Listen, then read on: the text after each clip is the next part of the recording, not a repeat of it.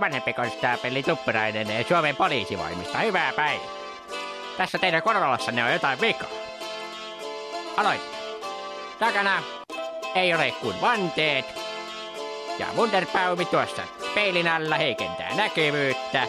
Auton melutaso on aivan liian korkea. Eikä teidän korollanne ole edes katsastettu. Mennäänpäs tonne autoon.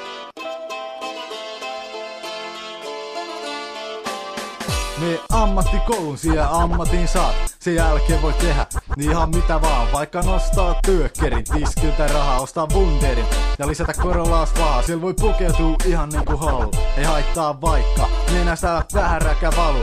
Nappiverkkarit on päivän hittiä. Löysät housut on hintareiden sittiä. Muistakin pitää ekoasi yllä. Saat toki kuunnella meitä kyllä. Kunhan vai soita tarpeeksi luja, et sanoista ei ymmärtäis kukaan. Sullehan ei riitä mikään pikku vahvari, sellaisia käyttää vai lukiopoika runkkari. Sullahan on Corollassa nostettu perä ja levikkeet joille ei muut vertoja vedä. Eik sul ollu joku tyttöystävä Maija? Oliks se sittenkin joku vittu raja? No ikä silloin ainakin 12 vasta. Onko kiva taluttaa kadulla lasta? Iltaisin sä ajat kylällä rinkiä. Hei jätkä, saaks mä antaa sulle vinkin? Samalla pensalla aestit vaik kuuhun. Vois tosta pala köyttä itää hittees puuhun. Ai mut sään esität kingiä. Siksi haluut yöttää kylällä rinkiä. Yrität saada kytis alaikäst mimmi. Jos ei onnistu, laittaa soimaan lisää himmiä. Nyt lähti autosta isompia ääniä. Sori mut sua ei voi ku sääliä. Nyt ainakin kaikki sut näkee. Jopa silloinkin ku Corollas hyytyy mäke, joo. Tervetuloa, minä olen psykologi Andersson. Teillä on tällainen niin sanottu Corolla-syndrooma. Se johtuu lähinnä liiallisesta pilluringin ajamisesta. Muuten onko teillä pillua? Jaa. No, minä suosittelen, että hankitte salaisen. Ja tähän itse syndroomaan meillä on sitten 2 hoitovaihtoehtoa, eli joko ammattikouluun tai lobotomia. Molemmilla saadaan kyllä ihan sama vaikutus, että saat itse valita.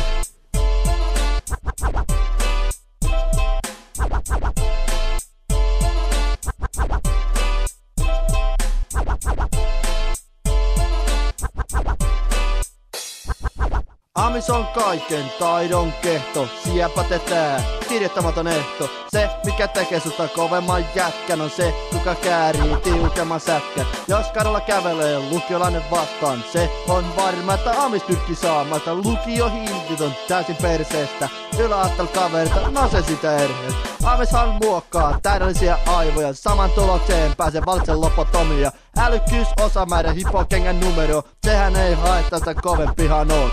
Heikimmat valitkaa siis amisjätkä. Niiden käsissä kädetyymin sätkä. Niiden aktikin kestää puoli minsa. Ikuisuus prokkispa Corollas vahaa. No niin, sä oot taas konstaapeli Tuppurainen, hyvää päivää. Tässä teidän Corollassa näyttäisi olevan edelleen vikaa. Se ei ole edelleenkään rekisterissä. Puoletapas tuon alkometriin. Hyvä. Annapa se kostukuluvuuteen. Kiitos. Näyttäis 3,5 promillea. Mennäänpä tonne autoon.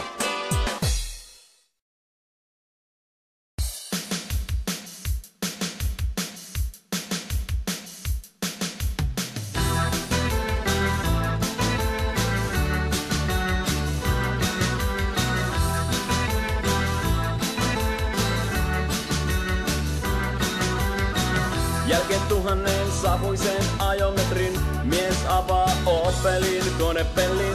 Tiellä seisoo nyt harmaa Opeli. On lokakuu ja sateinen keli. Akkuhapon käry silmää kirvelee. Jossain leimahtaa Opel yskäisee. Kaiva kännykkä ja soita taksi. Työnnä suohon jo se helvetin Opeli.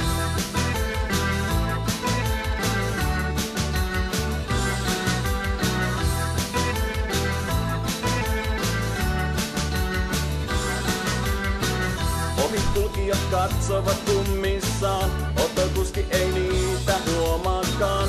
Hän virta avainta niksauttaa, mutta Opeliahan ei käyntiin saa. Piikkikarpaloita näkyy otsallaan, kuka käski mennä Opelin ostamaan. Kaiva kännykkä ja soita taksi, työnnä suohon jo se helvetin Opeli. Mies tarttuu kohmeisin sormin kulmaan. tulpan johtoihin. Vasta viime viikolla hän osti uuden moottorin. Autoliikkeessä kehuivat tosissaan, mutta Opel on perseestä konsanaan.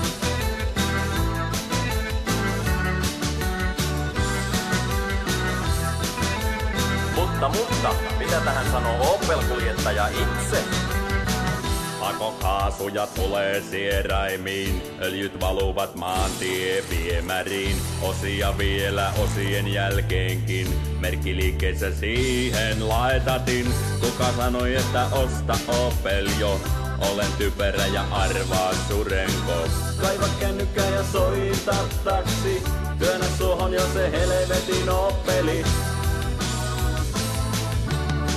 Mies tarttuu kahveisin sormin tulpan johtoihin. Vasta viime viikolla hän osti uuden moottorin. Autoliikkeessä kehuivat tosissaan, mutta